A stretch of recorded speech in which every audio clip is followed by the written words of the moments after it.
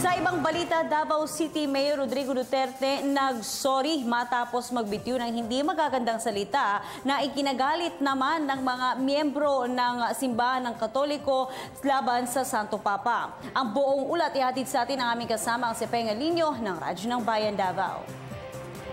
Matapos ang issue ng pagbumura ni Davao City Mayor Rodrigo Duterte dahil sa bigat ng trapiko sa Kamaynilaan ng nasa Pilipinas ng panahong yon, ang pinakamataas na leader ng Katoliko sa mundo, Pope Francis, humingi ng paumanhin at patawad ng alkalde kay Davao City Archbishop Romulo Valles at nangakong magbabayad ng 1,000 kada mura na lalabas sa bibig nito. Kasama ng alkalde na dumalaw kay Archbishop Valles, si Bishop George Rimando at Monsignor Paul Quizon at ang kanyang Executive Assistant Christopher Bongo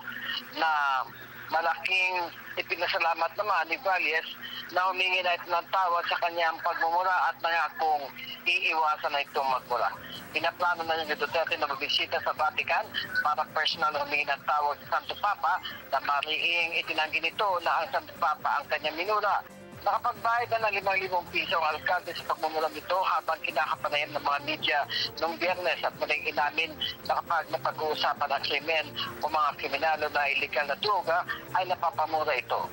Si Monsignor Quizon, ang unang dumatensa sa kontrobersyal na alkalde na ngayon na nangunguna na si Survey pagkapangulo, ang nasabi ni Quizon na isang mabuting tao si Duterte na siya nakapagpabago sa lungsod ng Davao na dating killing field dahil sa pagpapatay ng mga miyembro ng New People's Army noong dekada 80 na ngayon ay siyudad ng kinikilala na isa sa world safest cities.